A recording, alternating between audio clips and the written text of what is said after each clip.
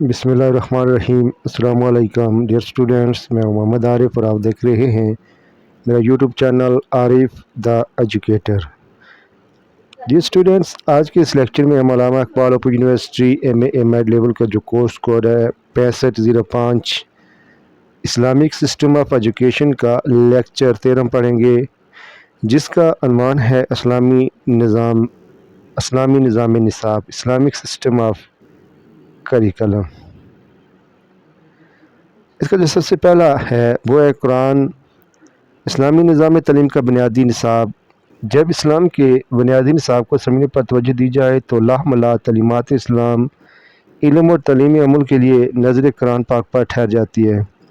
بلا شبہ قرآن مجید میں پڑھنے پڑھانے کو بہت زیادہ اہمیت دی گئی ہے۔ پہلی وحی اقرا پڑھو سے شروع ہوتی ہے۔ الفاظ لکھے ہوئے ہوں یا بولے ہوں دونوں قابل تعظیم و تکریم ہیں۔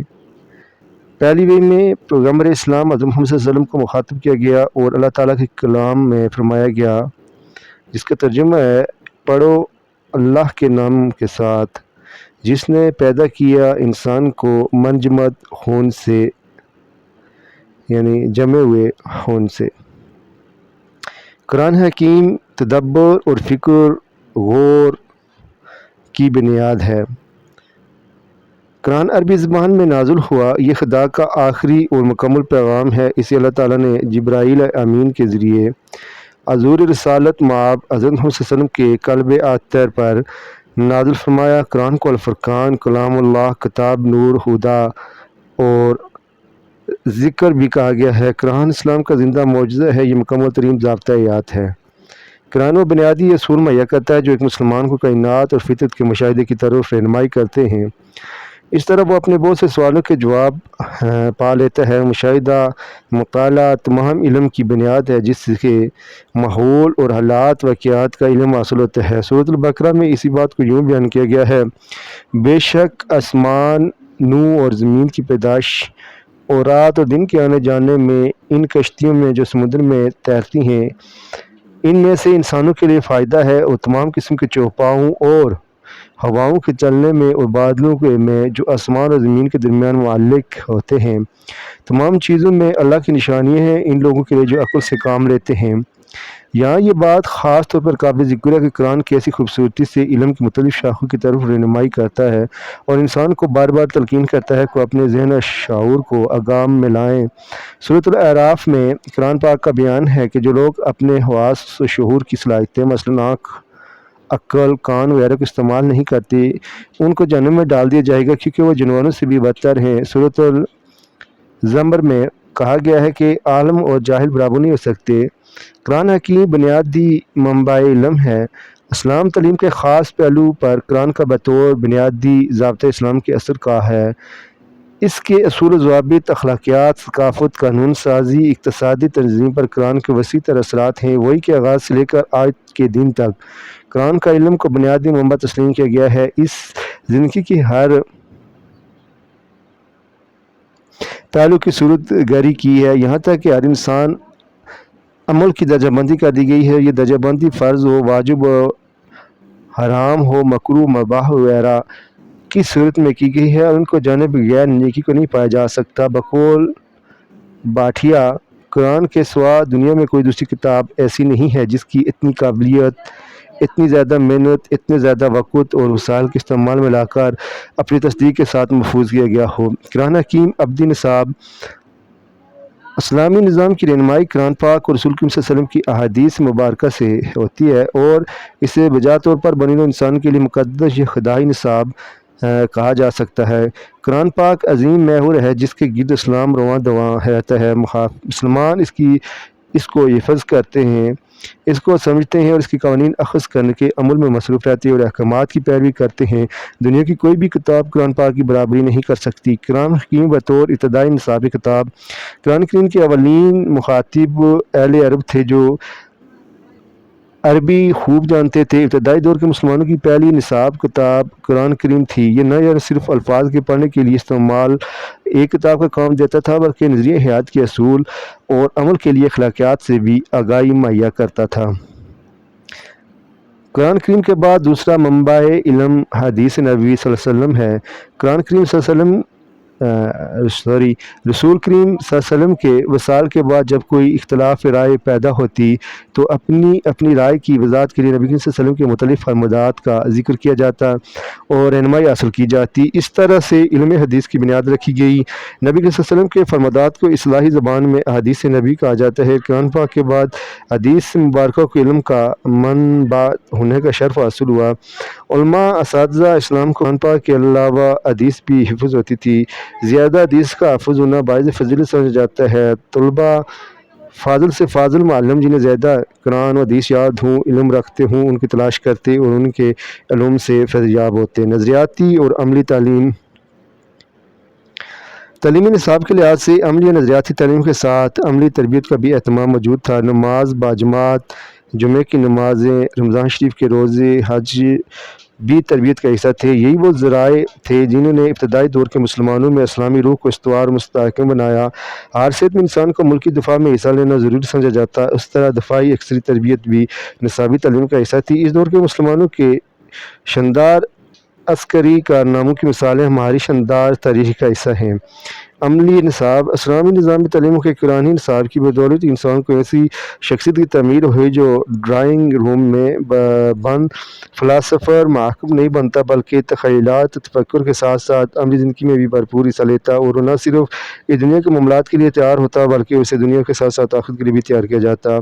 مختلف مضامین کے درمیان ربط و تعلق۔ قرآن حکیم میں جس فکری اور تعلیمی حدیث کا ذکر ہے اس سے مراد علم کی مختلف شاخوں کی وحدت ہے، نئی یعنی آفاق میں جاری اور ساری صداقت کا سرچشمہ ایک ہے۔ انسانی علم کی اس طرح وحدت کا سرچشمہ قرآن عظیم ہے جس کی اصول اختیار قرآن آفاقی اور ابدی ہیں۔ یہ بھی حقیقت ہے جب تک قرآن ہمارے لیے علمی رہنمائی اور اشتراک کا ایک مفید مؤثر ذریعہ بنا رہے گا، انسانی علم کی مختلف شاخوں سے مستفید ہوتی رہے گی اور اپنے دینی مقاصد اہداف بھی حاصل کرتے رہیں گے۔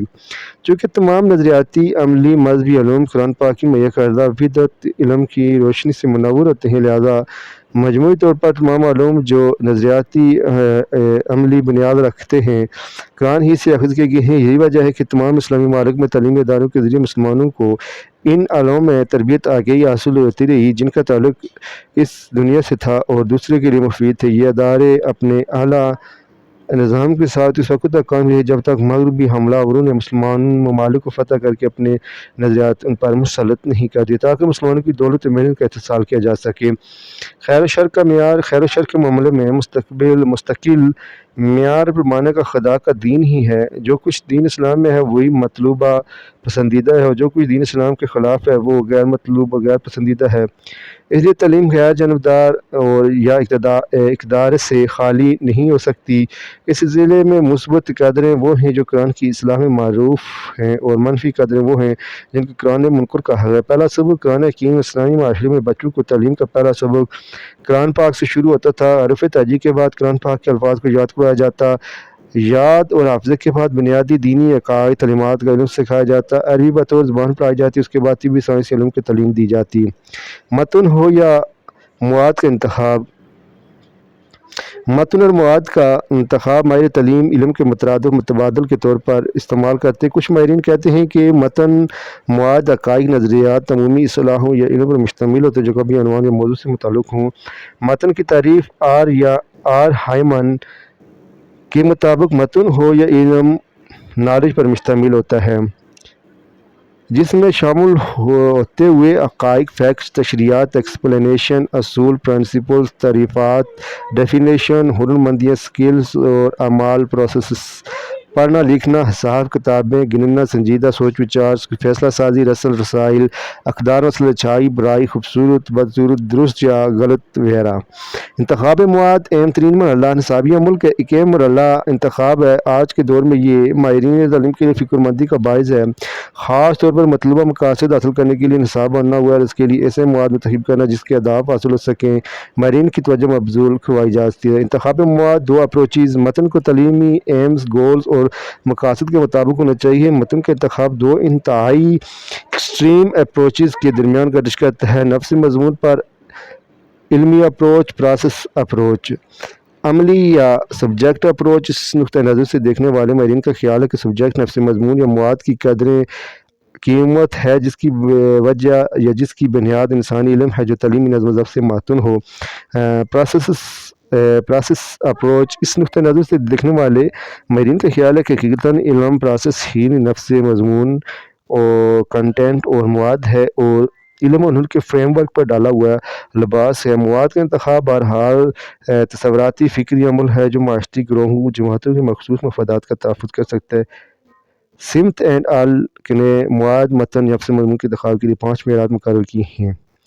کیا متن یا مواد کسی منظم علم کی نشاندہی کرتا ہے؟ کیا متن جائزہ ٹیسٹ کے تقاضے کو کامیابی سے پورا کرتا ہے؟ کیا مواد یا متن مفید اور کارآمد ہے؟ کیا متن دلچسپ ہے؟ کیا متن جمہوری معاشرے کی ترقی نشو و نما میں اضافہ کرتا ہے؟ اسلامی نظام میں تعلم انتخاب متن، ہر نظام تعلیم میں متن، نفس مضمون کے مواد کے انتخاب کے اصول اور معیارات ضرور ہوتے ہیں۔ اسلامی نظام کے معیارات سے پہلے جو کچھ ضروری اصول اور معیارات تھے جو ڈول نے بیان کیے ہیں درج ذیل ہیں۔ موجودہ دور میں متن کو بطور منظم علم کی اہمیت حاصل ہے۔ سراسری اور عمیق مطالعے کا توازن ہے۔ متن طلباء کی ضروریات اور دلچسپی کا تناسب ہے۔ متن میں شامل کیے جانے والے عناصر کو پائیدار اور باقی رہنے کی صلاحیت رکھتے ہیں۔ اہم نظریات، تصورات اور ان کی جزئیات کا حقائق سے تعلق ہے۔ مواد کا قابل فہم ہے۔ متن کو دیگر علوم کے اعداد و شمار اور مواد سے جاگر کرنے کا امکانات ہیں۔ اس کے علاوہ سب سے اہم بات یہ کہ متن وسیع تر مفادات کے حصول کے لیے اہم کردار ادا کرنا چاہیے۔ تو ڈیئر اسٹوڈنٹس، یہ تھا آج کا لیکچر جو اختتام پذیر ہوا۔ اس کے ساتھ ہی آپ سے اجازت چاہتا ہوں۔ السلام علیکم، خدا حافظ۔